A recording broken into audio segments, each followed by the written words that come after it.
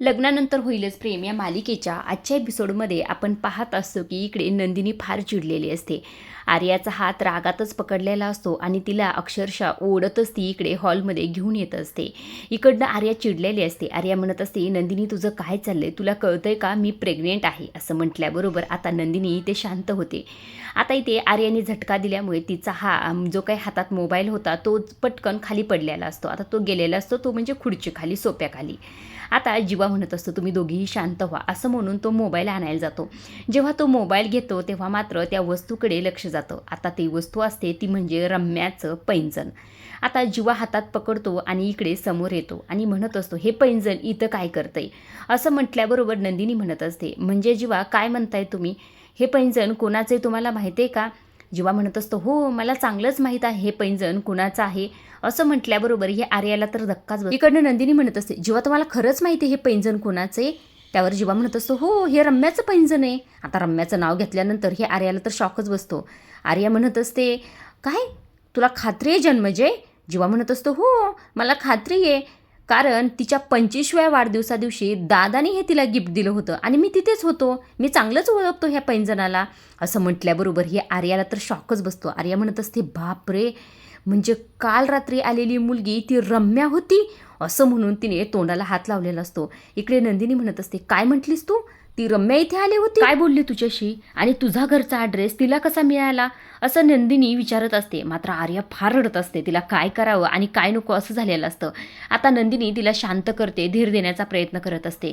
इकडनं जीवा म्हणत असतो, काय झालंय आर्या, रडणं बंद कर आणि काय झालंय ते शांतपणे सांग. असं म्हटल्याबरोबर आर्या म्हणत असते, हो मी सगळं सांगते. आता ती रात्रीचा घडलेला सगळा प्रकार सांगायला सुरुवात करते. ती म्हणत असते, घरची अचानक लाईट गेली आणि मी कुणालाही फोन न करताच एक मुलगी दरवाजात आली होती आणि ती मला म्हटली की मी इलेक्ट्रिसिटी बोर्ड चेक करायला आले. तिने फ्यूजसुद्धा चेक केला. मला जरा तिच्यावर डाऊटच आला होता. मी स्वतःला वाचवण्याचा खूप प्रयत्न केला, पण मात्र तिने मला बेशुद्ध केलं आणि डायरेक्ट मला सकाळी जाग आली. हे सगळं काही इथेच घडलं. मी तिला जाताना अडवण्याचा सुद्धा प्रयत्न केला, पण मात्र तिने झटका दिला. मला सकाळी जेव्हा शुद्ध आली तेव्हा सगळीकडे अस्ताव्यस्त झालेले पेपर मी पाहितले. मी बेडरूममध्ये जाऊन पाहते तर काय, आपल्या दोन्ही फाईल गायब झाल्या होत्या. त्या फाईलमध्ये पेपर गायब झाले होते. असं म्हणून आता आर्या रडतच हे सगळं काही सांगत असते. इकडनं जीवा म्हणत असतो, हे सगळं काही तू आधी का नाही सांगितलं. इकडनं नंदिनी म्हणत असते, एक मिनिट, काय म्हणलीस आर्या तू, दोन्ही पेपर म्हणजे तुझे आणि आमचे पण ना, बरोबर बोलते ना मी. आर्या म्हणत असते, नाही नाही म्हणजे माझेच, तुमची फाईल माझ्याकडे कशी असेल ना.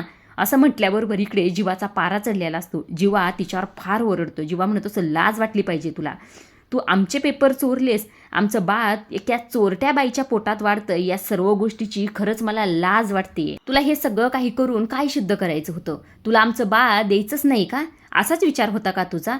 तुझ्या जर पोटात आमचं बाळ नसतं ना तर आता जोरात तुझ्या कानाखाली वडली असती. असंही ते जीवा धावतच तिच्या अंगावर येऊन म्हणत असतो.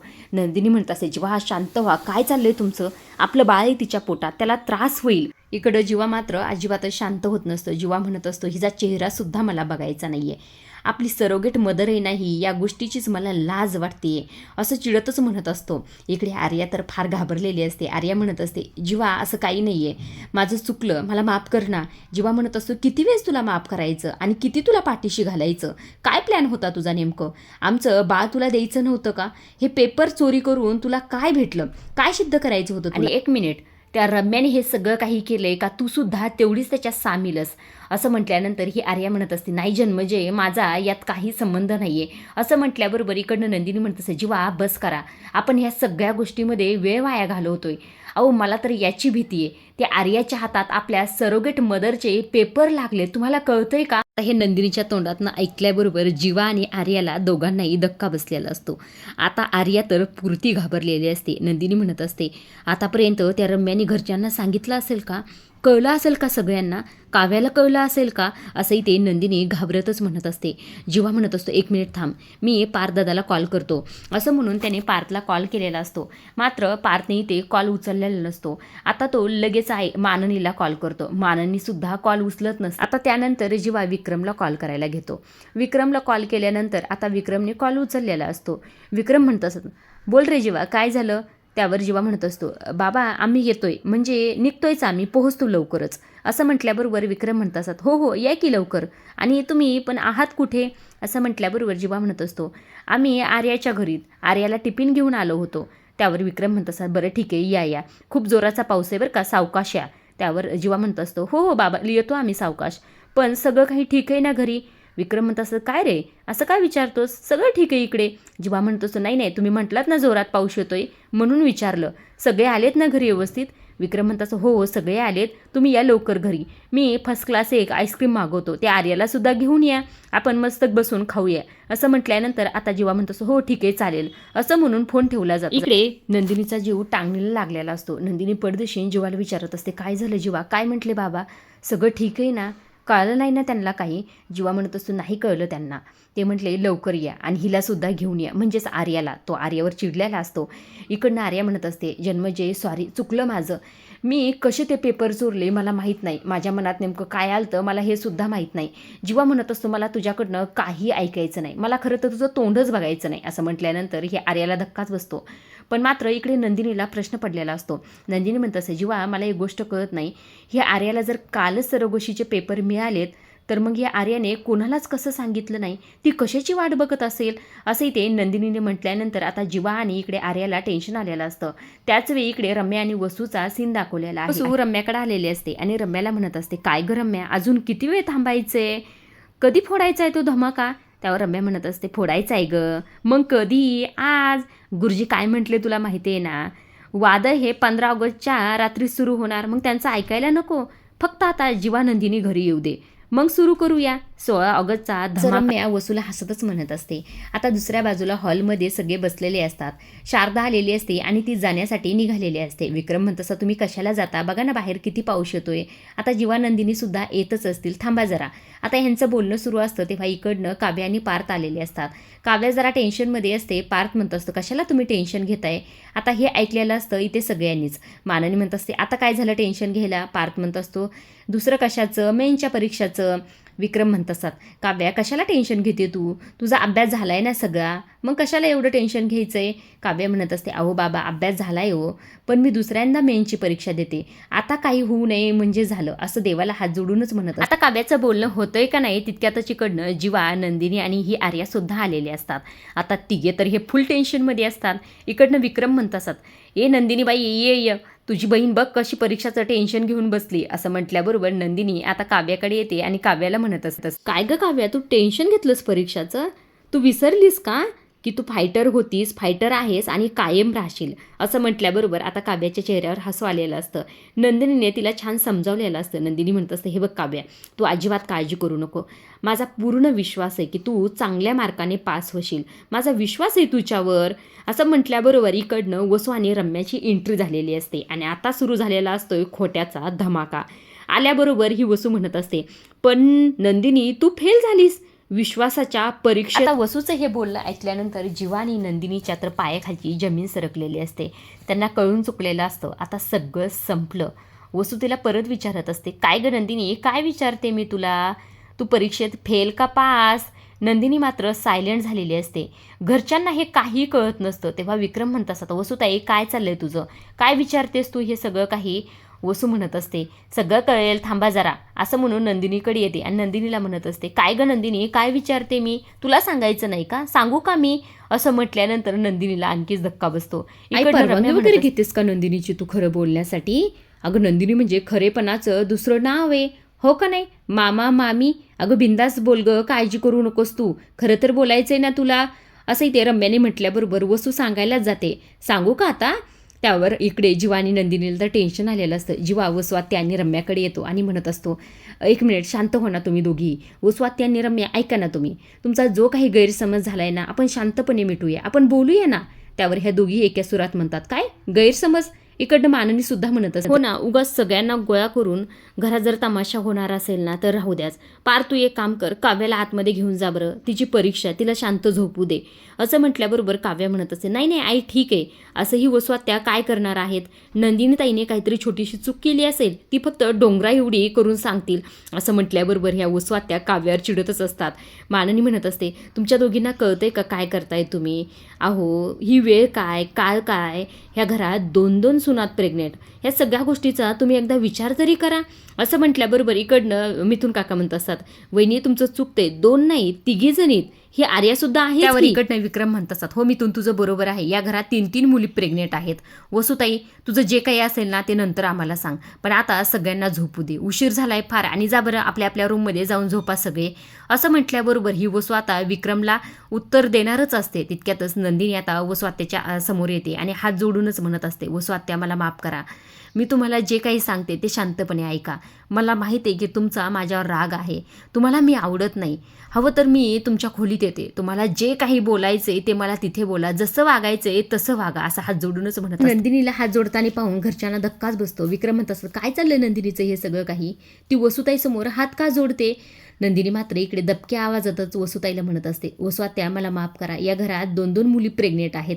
हे ऐकल्यानंतर तर ही वसुआत्या मोठाले डोळे करून तिच्याकडे पाहत असते. शेवटी नंदिनीने मान्य केलं असं तिला वाटत असतं.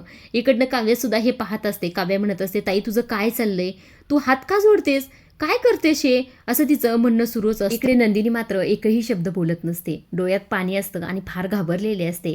काव्य म्हणत असते, वसुआत्या तुम्हाला काय सांगायचं ना तर एकदा सांगून टाका, आम्ही तिघी प्रेग्नेंट जरी असलो ना तरी तुमच्या बोलण्याने आम्हाला काही फरक पडणार नाही, आम्ही तिघीही स्ट्रॉंग आहोत तुमचं सगळं काही ऐकण्यासाठी.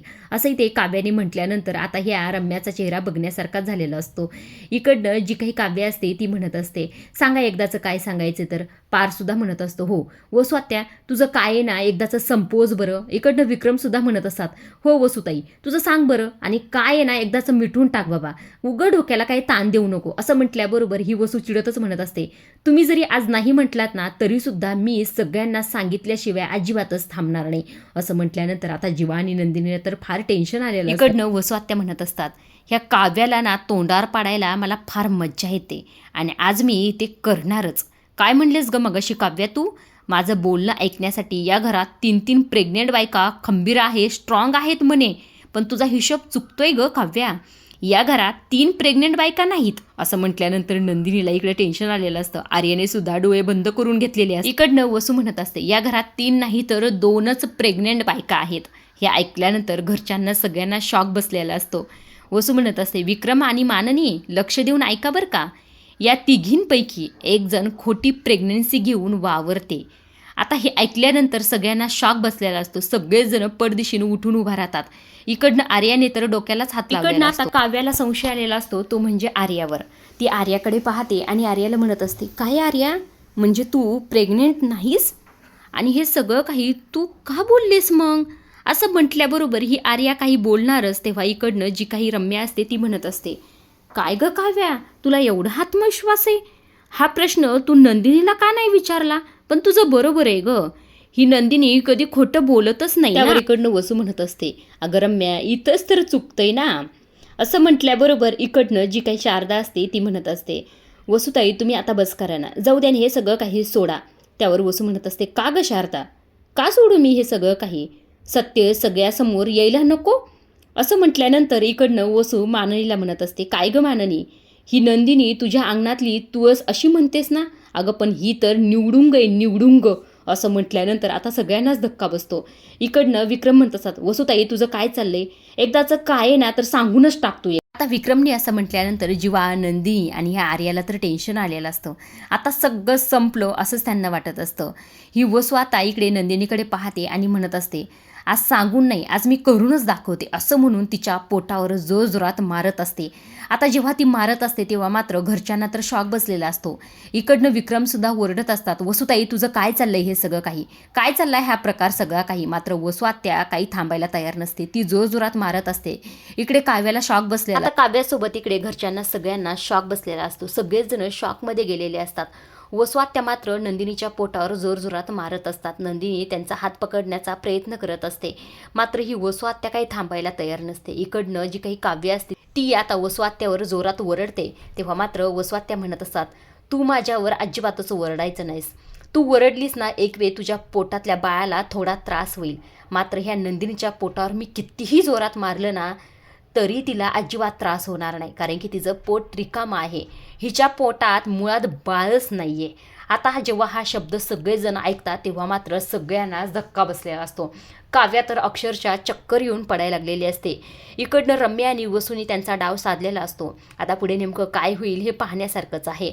आजच्या पुरतं एवढंच. पुढील भागात आपण पाहत असतो की इकडनं वसुआत्या म्हणत असतात, विक्रम आणि माननी तुमच्या या लाडक्या सुनेचं मिसकॅरेज खूप आधीच झालं, पण ही गोष्ट या दोघांनी आपल्या सगळ्यांपासून इतक्या दिवस लपून ठेवली. आता हे ऐकल्यानंतर इकडनं काव्याला तर शॉक बसलेला असतो. वसू म्हणत असते, तुझ्या ह्या सुनेला जा विचार माननी. असं म्हटल्याबरोबर आता माननी रागातच आलेली असते. ह्या दोघींसमोर उभा राहिलेली असते आणि जोरात कानाखाली वडलेली असते. आता ती कानाखाली खरं वसूच्या असते, पण मात्र आणखी दाखवली नाही. उद्याच्या भागात नक्कीच दाखवतील. आजच्या पुरतं एवढंच. अशा डेली मालिकेचे अपडेट, नवीन प्रोमो जर तुम्हाला जाणून घ्यायला आवडत असतील तर आपल्या चॅनलला जरूर सबस्क्राईब करा. तोपर्यंत पाहत राहा लग्नानंतर होईलच प्रेम.